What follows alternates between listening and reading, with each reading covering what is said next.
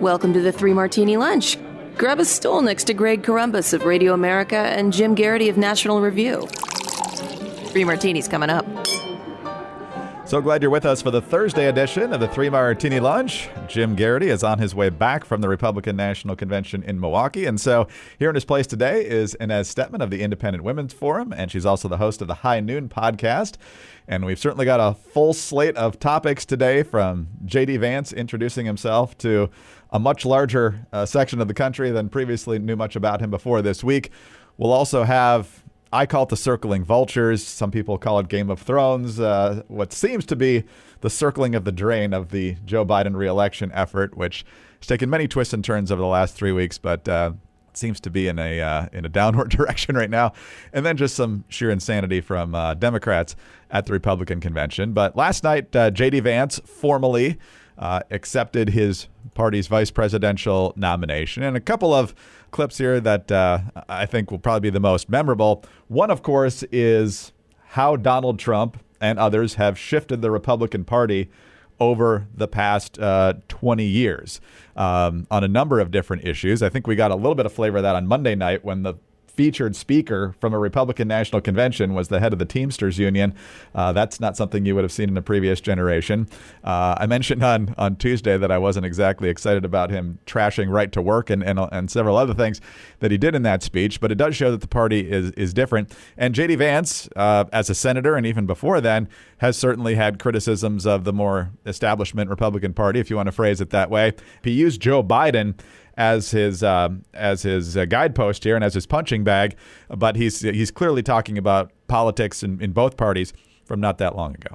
When I was in the fourth grade, a career politician by the name of Joe Biden supported NAFTA, a bad trade deal that sent countless good jobs to Mexico. When I was a sophomore in high school, that same career politician named Joe Biden gave China a sweetheart trade deal that destroyed even more good American middle-class manufacturing jobs. When I was a senior in high school, that same Joe Biden supported the disastrous invasion of Iraq, and at each step of the way, in small towns like mine in Ohio or next door in Pennsylvania or Michigan, in states all across our country, jobs were sent overseas and our children were sent to war. And as just to put it on the record here, since Jim is not here, he did not like the speech too much. He called it great speech, masterfully delivered. I hated it. He says a lot of people will have trouble with this distinction, but I think Vance masterfully delivered an amazing speech that I didn't like.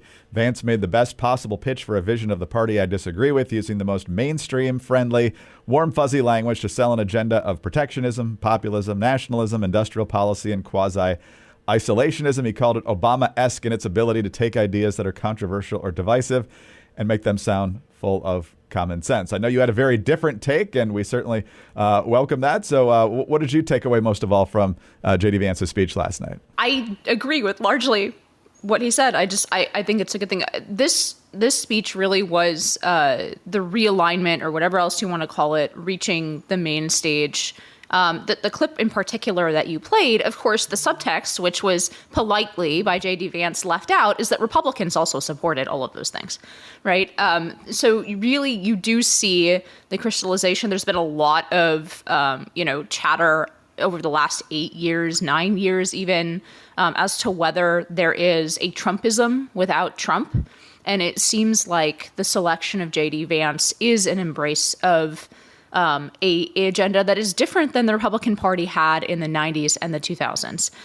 You can call it a more traditional Republican agenda in some ways, but it is definitely different than where the party consensus was in the 2000s or the 90s.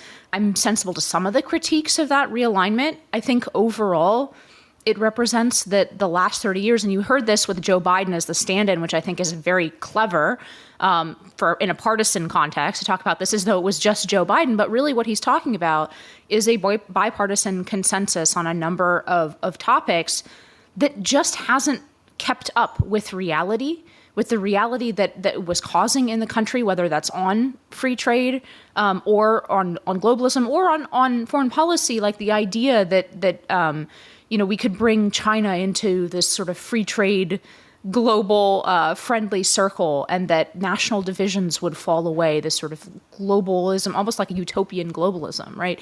A very optimistic globalism. I'm not really bashing people in the 90s or the early 2000s for embracing that, because we have to remember, like, that was the collapse of the Soviet Union. It was the end of history. Like, it was a very different time. But by the time you get to when Donald Trump came down the escalator, right, in 2015, there are serious cracks between the reality that Americans are experiencing and the way that both parties talk about trade, about globalism, about immigration is a huge one, right? You now see the completion, I think, with this speech, with J.D. Vance, especially as a large part of it, in the middle, the part about America being more than an idea, about it being connected to the actual people of America and their interests. That was ripped word for word, I can tell you, because I was sitting in the room, from the NatCon conference the week before, which I think is itself notable. Like, this is a national conservative speech that was given at the Republican convention by the vice presidential nominee. And I think it cements Trumpism going forward as an ism rather than just as Trump. And explains the choice, I think, of J.D. Vance, not only as a generation younger, and even more, really, almost 40 years younger, but also, at least at the moment, ideologically in sync. I was high school, college age when NAFTA came around, but I didn't pay that close of attention of it. But I do remember the China most favored nation permanent trade status, and just being aghast that we just saw what they did a decade earlier in Tiananmen Square, because the whole narrative had been, oh, well, if we treat China better and make them a more robust trading partner, we're going to infuse freedom and it's going to change them from the inside out. It didn't work that way, and it hasn't worked that way for a very long time, unfortunately. And then obviously, you know, the Iraq War has become much more controversial on the right than it was back in 2002, 2003. I think if you go back and look at the vote to authorize military force, just about all Republicans, a few didn't, but most of them did. And it was even pretty lopsided among Democrats, including Joe Biden and Hillary Clinton and others who thought that they needed to vote for the war in order to be a viable presidential candidate. And then it ended up really destroying Hillary Clinton in 2008 because the Barack Obama opposition to the Iraq war as a state senator, like it kind of mattered. He's a state senator if that was going to work, but it made a difference on both sides of the aisle. Here's another clip. This one I think a lot of folks on the right really enjoyed last night. This is the second story that Vance told about his grandmother, or Mamaw, making sure she was always secure. Now, my Mamaw died shortly before I left for Iraq in 2005. And when we went through her things, we found 19 loaded handguns. They were stashed all over her house, under her bed, in her closet, in the silverware drawer. And we wondered what was going on. And it occurred to us that towards the end of her life, Mamaw couldn't get around so well. And so this frail old woman made sure that no matter where she was within arm's length of whatever she needed to protect her family. Now, there's a clip that just about anyone on the Republican side of the aisle could get behind, Inez, and I'm sure all the Democratic talking heads up in the skyboxes love that one. Right. This reminds me of my father-in-law. Although he's perfectly capable of getting around, so he's not yet at that, but the stashing of the guns. No, this is a fun bit. I think, as we're talking about, this is a well-delivered speech. I mean, I have seen some praise where I thought was over-effusive in terms of the delivery. J.D. Vance is not like a Lincolnian orator, as far as I can tell. But the speech itself was really well-written. I think it really well represented his vision, which is more common sense than just like Trump himself. If you actually go through the positions that he's taking, oftentimes are more moderate than what a lot of conservatives would like to see him take. I think J.D. Vance presenting national conservatism in this common sense way with all of his personal story, which is legitimately inspiring. It is like an American story. And by the way, there's a lot of criticism of J.D. Vance, and has been since he wrote Hillbilly Elegy and before, on how he deals with his upbringing and sort of the people and the place that he came from, whether he over-criticized them or whether he has turned them into some kind of like political totem in an inauthentic way, right? I actually think the balance of all of that J.D. Vance has said over the years is very much, at least to me, it seems very common sense and very honest, which is to say that some of the troubles of the American working class in Appalachia are due to poor decision making, And some of the troubles are because of larger political forces that took away good manufacturing jobs from those regions, political forces that made sort of the pride in being American and being the backbone of both the manufacturing class. And frankly, when you're talking about J.D. Vance, I mean, he's obviously like Scots-Irish background. I mean, these are the people who conquered the West, right? They have a lot to be proud of in American history, and all of that history is now denigrated, right? It is now like racist or privileged or, and all of those things. And I think J.D. Vance actually does a good job of sort of balancing both the agency that we all have and without ignoring the larger both economic and political circumstances in which we all live. I think he recognizes both of those things in poor outcomes in people's lives that he saw all around him. And by the way, this speech was super heavy on addiction, on fentanyl, on that crisis that is hitting so many American families. And I think that a lot of Americans are going to find that something they really can relate to. That was certainly the focal point of Wednesday night. Trump gives his acceptance speech tonight. The other event last night I think we should mention, at least briefly, is the families of the fallen service members from Abbey Gate at the Afghan airport and that whole debacle from late August 2021. You had families up there basically saying, telling the stories about Biden checking his watch, only talking about Beau as he greeted the families and saying he understands their pain right now. And obviously losing a child is horrific in any sense. But Joe Biden has at least intimated or in some cases directly stated that he's a Gold Star father. But obviously that wasn't the case. And then they went up there and made sure that they said all the names. They said that Biden has never publicly said the names of the 13 service members that were killed. And that was an extremely powerful moment. If you were watching the reaction of the delegates on the floor, it was a very emotional moment. Once again, the pain of that is compounded by the unnecessary nature of it, right? The fact that whatever one thinks about Iraq, Afghanistan, whether we should be there, whether we should have pulled out, right? The way in which this was executed by the people in charge. And still to this day, the only person who has paid any consequence for the incompetence that cost 13 Americans their lives, and some of it, I mean, just outrageous. I mean, the book Kabul, I would highly recommend reading. I mean, just completely outrageous incompetence, politicized decision-making, the whole 9 yards, right? To this day, the only person who has paid any consequence or any accountability for what happened there is the lieutenant corporal, I think his name is Scheller, who knowingly went, filmed himself saying WTF to the brass, like, oh, how did you let this happen? He was court-martialed, right? And I'm not even saying that's not correct. Obviously, you need a chain of command in the military. And it's very clear when he was doing that video, when he was making that video, he knew what he was doing and he was going to get court-martialed for it. But he thought it was important to say regardless, and he was willing to make that sacrifice. But there was something so galling about the fact that the people who made these decisions, not one of them has stepped down, resigned in disgrace, right?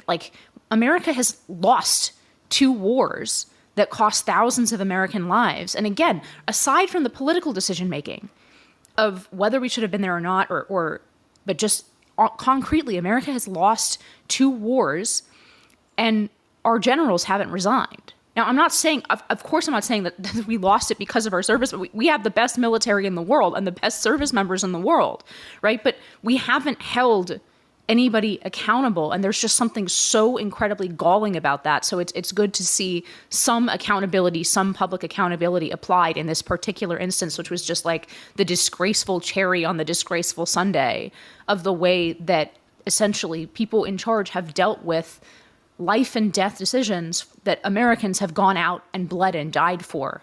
And so, yeah, I mean, I was happy to see that. The night before, they had families of people who were killed by illegal immigrants and fentanyl that came across the border because of the president's horrific border policies and so forth. And so far, the only reaction I've seen from Democrats is, oh, they're politically exploiting these suffering families. I think these suffering families are more angry than feeling politically exploited right now. And if that's the only argument they've got against their appearance at the convention, it means they can't argue on the merits of those policies that have been so devastating. All right, Inez, while Republicans are having probably their most unified convention in quite a while, everybody seems to be in a good mood there. The Democrats are in complete disarray. Ever since the debate on June 27th, there's been a growing movement to get Joe Biden to step aside or pass the torch or whatever euphemism they want to use. And it's always fun to watch the biggest players in the party use other people to deliver their messages for them. So like when George Clooney sends the letter to the New York Times, that's basically Barack Obama saying that it's time for you to go. And now Adam Schiff out there running for Senate in California, he says Biden needs to step down. That's essentially Nancy Pelosi. They're very, very tight. And now we're even seeing stories that Pelosi directly and Chuck Schumer have gone to Joe Biden to tell him to step aside. So far, he hasn't, which is why we're now hearing about these stories, they're hoping that the public pressure now will get to him. And there are even some Biden aides, pretty loyal Biden aides, suggesting now it might only be a matter of when as opposed to if. Biden now apparently has COVID. I just had it a couple weeks ago. It is not fun. So I wish him well. I don't know if this helps him rearm after this disastrous press tour that he's been doing that was supposed to reassure everybody that he's up to the job. The latest examples of this were his comments, I think it was in a BET interview, where he once again kept forgetting names. This one is where he was trying to zing Donald Trump and compare him to Herbert Hoover because officially they had negative job creation on their watches. There's only two presidents in American history who've come to office and left with fewer jobs than they came to office. And the other was a guy we all know very well. I call, anyway, Trump is one of them. So there's a giant asterisk on the Trump statistic there, obviously, with COVID. But then he was trying to talk about Lloyd Austin, his Secretary of Defense, and couldn't quite come up with that one either. Look, for example, look at the heat I'm getting because I named the Secretary of Defense, a black man. I named Ketanji Brown. Because of the people I've named. So I forgot the name, but the weirder thing, I think, in that comment, Inez, is that he says he took all this heat for nominating Lloyd Austin. I don't remember any heat for him nominating Lloyd Austin. Austin got some heat for not telling anyone he was going to have surgery and going to the hospital at the beginning of the year, but that had nothing to do with his race. And the criticism of Ketanji Brown Jackson was pretty similar. But anyway, well, whether you call it the Game of Thrones or the circling vultures here, it looks like the Biden loyalists are getting fewer and fewer. So what do you expect to happen here? Look, honestly, I don't know. I've until now been pretty much in the camp that they are going to stick with Biden and that a lot of this is not going to work out for the buzzards or whatever that honestly, there's a reason they went with Biden to begin with and out of that primary field in 2019, right? I think Joe Biden's the last guy. I don't want to call him the last Labor Democrat, but he's the last guy who can lie effectively about being a Labor Democrat, right? And I think we have forgotten that Joe Biden was actually, if you look back at his State of the Unions and so on, they have been very focused on labor issues in a way. He has sidelined and made as an asterisk to his State of the Unions and the way that he speaks on the stump or used to speak. I mean, he doesn't really speak on the stump anymore anyway, but has made downplayed a lot of the cultural issues, by which I mean things like trans kids and all of that, rather than obviously his big cultural issue is that Donald Trump is a fascist, right? But a lot of those sort of social issues he's definitely downplayed when he speaks to larger audiences. And I think that's actually the best pitch that Democrats have. It's just that Joe Biden's increasingly obviously not able to make it. But I think it says something that we're even having this discussion. If they hadn't, there is something so beautiful about the fact that they clearly chose Kamala Harris because of her race and sex. They were open about it at the time. They said it at the time. Now it's allegedly racist to notice that they chose her for her race and sex, even though at the time Joe Biden said he wanted to nominate a black woman. He did. Right. So in any case, there is something just beautiful about the fact that they chose her for her race and sex. She performed, I covered those 2019, I had to watch every one of them. I mean, more's the pity for me, but those 2019 debates, okay, she was awful. She was on that stage to begin with because of her race and sex, because she was most of her career has been because, hey, we would like a black woman to come represent us as a Democratic Party. She's gotten so many boosts because of it. She was even talked up by the New York Times as one of the handful of top candidates. As soon as she got on that debate stage, it all collapsed, right? She's just not a good politician. She's not articulate. She can't, I mean, she sounds like Joe Biden, except the fact that she has no excuse of having dementia and losing her train of thought, right? I mean, she's just not good at her job.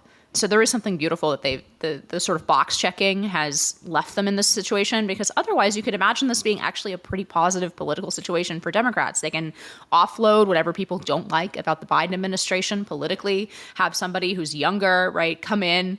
But they chose someone who's not capable of doing the job, and who Democratic voters decided was not capable of doing the job.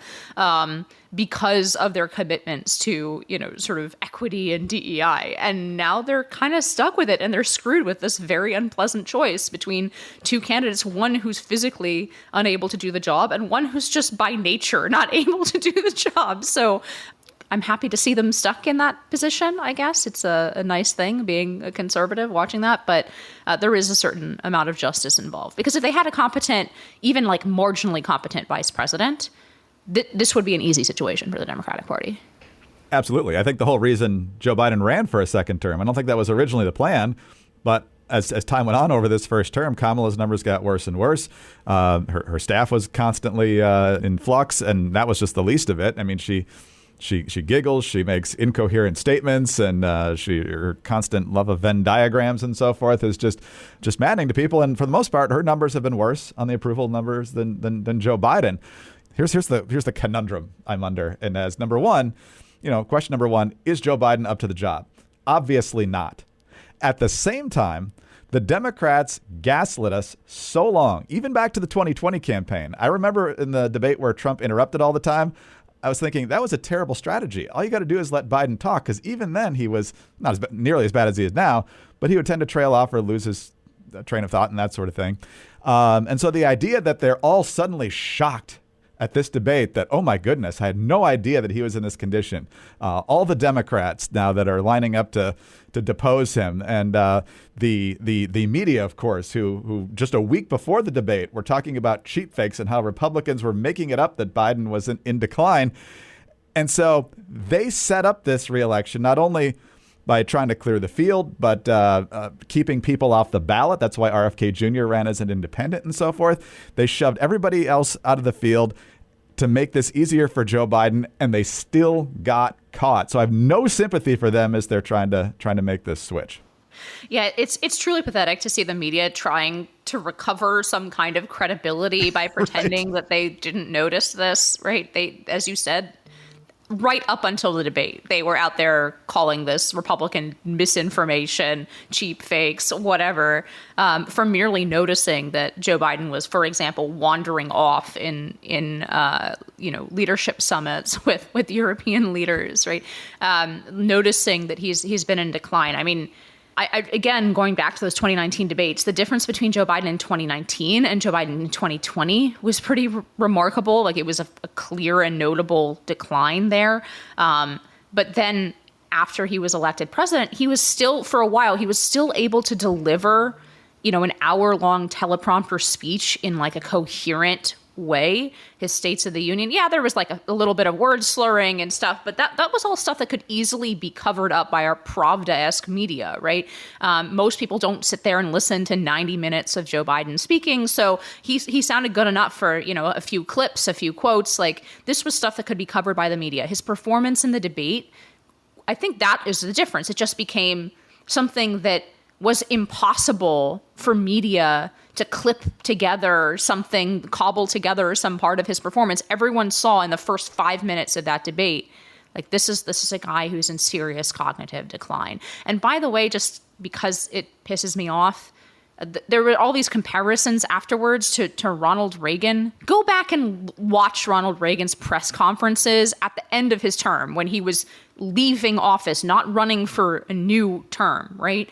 And he is speaking in great detail about various aspects of the budget, answering from recall, like it's if anything, going back and watching those press conferences makes me depressed for the state of our public discourse today that like is just much more serious than it is today, right? That the job was harder. Like the president was expected to know precise budget numbers when he was asked for those numbers by the press, right? And it's just no comparison, right? In Reagan, at worst, you see somebody who from 8 years ago speaks a little more slowly, right? And is a little more deliberate in choosing his words. Like, just no, I mean, I don't know. That comparison really made me angry. I mean, I really encourage people to watch Joe Biden and go back to watch Reagan's press conferences in like 87, right? There's no comparison.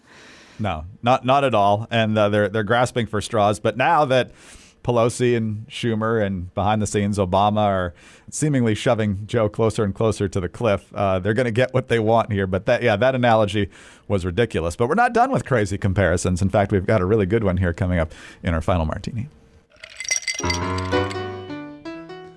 All right, on to the crazy, double-barreled crazy martini here. But this is definitely the centerpiece. This is last night at the convention, but on MSNBC. So, of course, they're hating every second of it. But the news had just broken that Biden, who was out west, I think he was in Nevada, contracted COVID again, cut short the trip, headed back to Delaware to quarantine and so forth.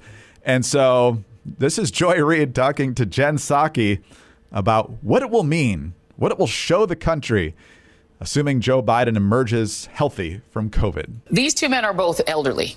Donald Trump is an elderly man who, for whatever reason, was given 9 seconds to take a iconic photo op during an active shooter situation. Weird situation. We'll figure that out one day. But his survival of that and bouncing right back and going right to his convention is being conveyed in the media world as a sign of strength. This current president of the United States is 81 years old and has COVID. Should he be fine in a couple of days? Doesn't that convey exactly the same thing? That he's strong enough, older than Trump, to have gotten something that used to really be fatal to people his age. So if he does fine out of it and comes back and is able to do rallies, isn't that exactly the same? It should. I mean, it's not exactly the same. It's not the same incident, but it's an elderly man coming through out of an illness. It should. It should, says Jen Psaki. So, first of all, don't miss the conspiracy theory that Joy Reid just happened to drop there about the Secret Service giving Trump a chance to stand up and do the fist pump because they hate the photo. And we'll talk about that in just a bit.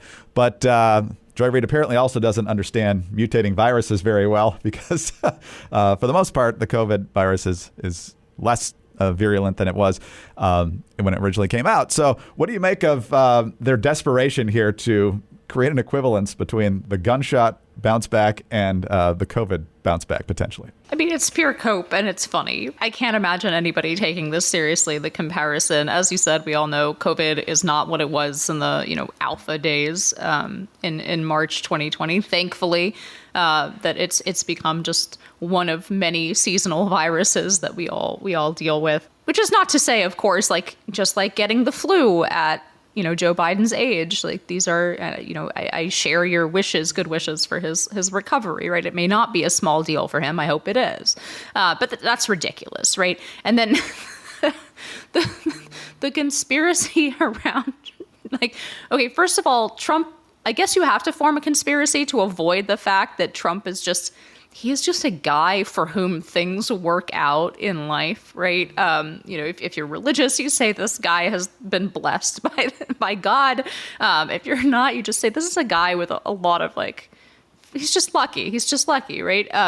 The reason we have those iconic photographs is because the Secret Service agent the closest to him, the woman who was closest to him with the bun that's in all of the photographs, is 1.5 feet too short to do her job. So she left the president exposed from the chest up because she's not tall enough to cover the president. And I don't even say this as a criticism. She behaved exactly as competently and courageously, unlike some of the other female agents in some of those videos, as the men around her, but she was physically too small to do the job. That's the reason we have those iconic photos, because otherwise he would have been behind Secret Service agents. But instead, the one who's closest to him is at his chest level.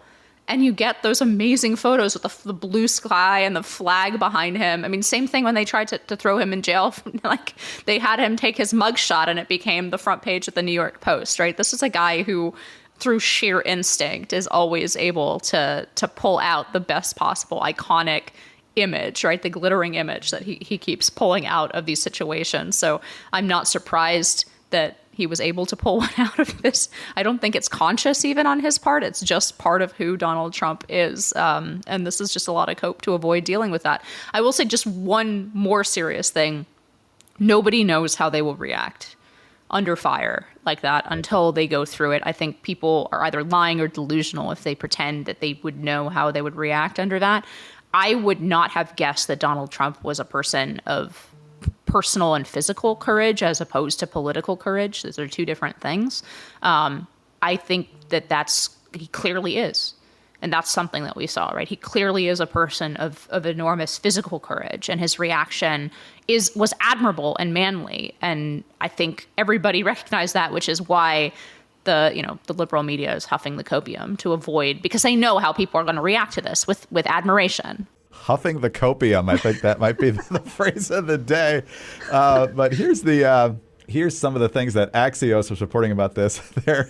They have some photographers who must be lefties that they talked to here. Multiple photographers worried privately in conversation with Axios that the images from the rally could turn into a kind of propaganda, with the Trump campaign using them to further their agenda despite the photographers' intent of capturing a news event.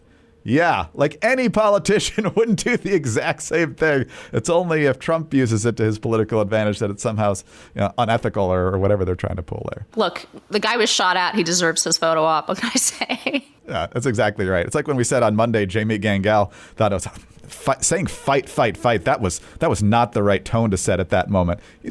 Who's worried about tone? I mean, it's just a gut instinct on what you're supposed to do at that. It's an admirable gut instinct that people, Americans in particular, I think, but people really universally admire courage and manliness under fire. Like, this is something that we used to understand, that some percentage of people, I mean, Churchill used to talk about, there's nothing more exhilarating than being shot at and missed, right? Like, this used to be something that was understood. Maybe we are so separated from the physical. We have such a small percentage of people who are holding up the American military and actually doing these very courageous and difficult things under fire that we forgot what that looks like. But this is not, I don't want to say it's a common reaction, because it's admirable exactly because it isn't the natural reaction. The natural reaction when somebody's shooting at you is to cower, right? That's why we have military training to overcome that natural instinct in people to run. But some percentage of mostly men, right, are exhilarated by war and by being shot at and coming back from that. And that's what we saw in Donald Trump. Well, we'll see what Trump has to say this evening, and we'll have all sorts of reactions for it tomorrow. Inez, have a great day. Thanks so much for filling in for Jim today. We appreciate it. Thanks so much for having me. Inez Stepman of the Independent Women's Forum. She's also host of the High Noon podcast. Jim Garrity will be back tomorrow. I'm Greg Corombos of Radio America. Thanks so much for listening today, and please subscribe to the podcast if you don't already. Tell your friends about it as well. We'd love to have them listening. Thanks also for your 5-star ratings and your kind reviews. Please keep them coming. Also get us on your home devices. All you have to say is play 3 Martini Lunch podcast. Follow us all on X. Inez is at Inez Felcher. Jim is at Jim Garrity. I'm at Dateline_DC. Have a great Thursday, and join us again on Friday for the next 3 Martini Lunch.